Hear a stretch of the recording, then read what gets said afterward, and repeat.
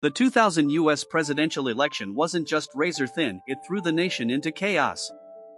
For weeks, America teetered on the edge as lawsuits, recounts, and cries of fraud dominated headlines. In the end, the winner wasn't chosen by voters, but by a single vote in the Supreme Court. Here are the most scandalous and shocking facts behind the election that shook the system. Number 1. The presidency was decided by just 537 votes. Out of nearly 6 million ballots cast in Florida, George W. Bush's certified lead was just 537 votes, a margin of 0.009%. This microscopic difference triggered an automatic machine recount and eventually, weeks of legal chaos. A consortium of major media outlets later conducted their own review of the ballots. Their conclusion? If undervotes in all counties had been counted by a consistent statewide standard, Al Gore likely would have won. It gets even weirder. In Palm Beach County, thousands of voters accidentally cast ballots for fringe candidate Pat Buchanan, likely due to the confusing butterfly ballot layout. Buchanan received 3,407 votes there, a stunning figure for a district full of elderly Jewish Democrats. Even he admitted the numbers didn't make sense. "I don't think those votes were mine." Florida's Secretary of State certified Bush's win by 537 votes. But historians, journalists, and legal experts continue to argue, was that number real or the result of a rushed, politically charged certification? How could the leader of the free world be chosen by fewer people than can fill a movie theater? Number 2. Hanging chads and dimpled ballots became national headlines. The mechanical punch card voting systems used in parts of Florida created mass confusion. Ballots were riddled with hanging chads, bits of paper that weren't fully punched through, and dimpled chads, where the voter had pressed down but not enough to detach the hole. Election workers in Florida were suddenly at the center of global attention, peering at ballots under magnifying glasses and lightboxes to divine voter intent. TV cameras zoomed in on trembling hands holding disputed ballots. Some ballots were accepted, others discarded, with no uniform standard. Can democracy survive when the outcome depends on who squints harder at a piece of torn paper? Number 3. The Supreme Court overruled the voters by a 5-4 margin. On December 12, 2000, after 36 days of legal warfare, the U.S. Supreme Court issued its explosive ruling in Bush v. Gore, halting the Florida recount. The decision came down 5-4, with all 5 in the majority appointed by Republican presidents. They argued that the lack of a uniform standard in recounts violated the Equal Protection Clause. The dissenting justices, led by Justice John Paul Stevens, were scathing. Stevens wrote, "Although we may never know with complete certainty the identity of the winner of this election, the identity of the loser is perfectly clear. It is the nation's confidence in the judge as an impartial guardian of the rule of law."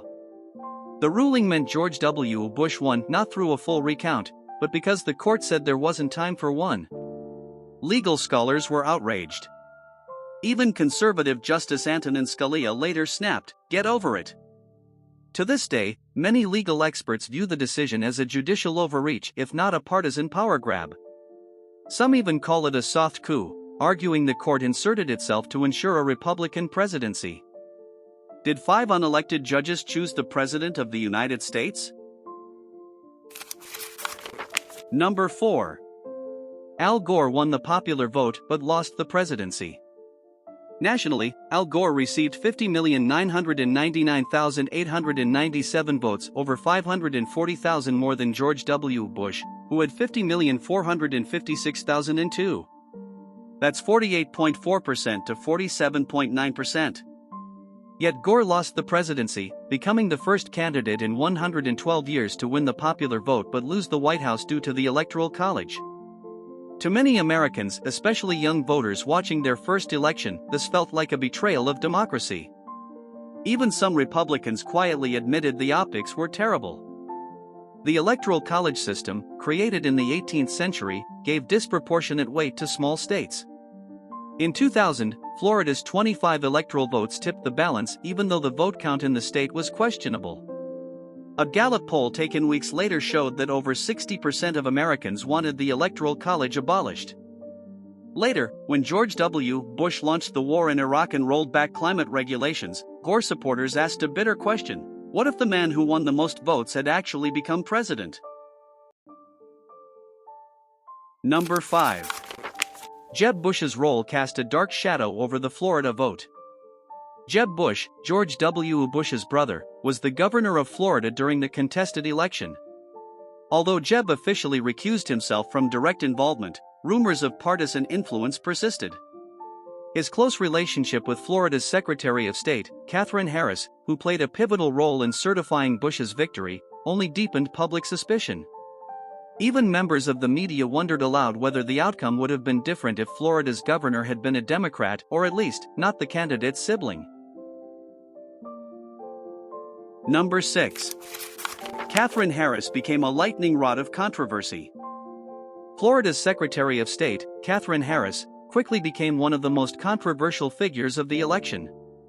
She certified Bush's 537-vote victory before many recounts were complete, using her power to set strict deadlines that cut off further ballot reviews. Democrats saw her as a partisan warrior, Republicans praised her as a hero. Harris later ran for Congress and won, riding a wave of national fame and infamy. Her bright lipstick and heavy eye makeup even became a bizarre focus of media coverage, symbolizing how surreal the political circus had become. Number 7. Allegations of voter suppression erupted. In the aftermath, investigations revealed that Florida's flawed felon purge lists had wrongly removed thousands of eligible voters, disproportionately targeting African Americans and other minorities who typically favored Democrats. In addition, malfunctioning machines in poor, urban districts caused many ballots to be rejected. A report by the U.S. Commission on Civil Rights in 2001 concluded that the disenfranchisement of Florida's voters fell most harshly on the shoulders of black voters. The election wasn't just close, it was tainted by systemic inequality. Number 8. The Brooks Brothers riot, when protesters were Republican operatives. During the Miami-Dade County recount, an aggressive mob stormed the election office, pounding on doors, shouting threats, and ultimately intimidating officials into halting the hand recount. What many Americans didn't realize at the time was that the so-called Brooks Brothers riot wasn't spontaneous. It was orchestrated by Republican operatives, some of whom later worked in high-level Bush administration jobs. Photos of well-dressed men in suits, not typical protesters, revealed just how carefully the chaos had been manufactured. Number 9. Gore conceded, then unconceded within the same night. At around 2:30 a.m. on election night, after networks prematurely called Florida for Bush, Al Gore telephoned to concede. But as updated counts showed the margin narrowing rapidly, Gore shockingly called back within an hour to retract his concession.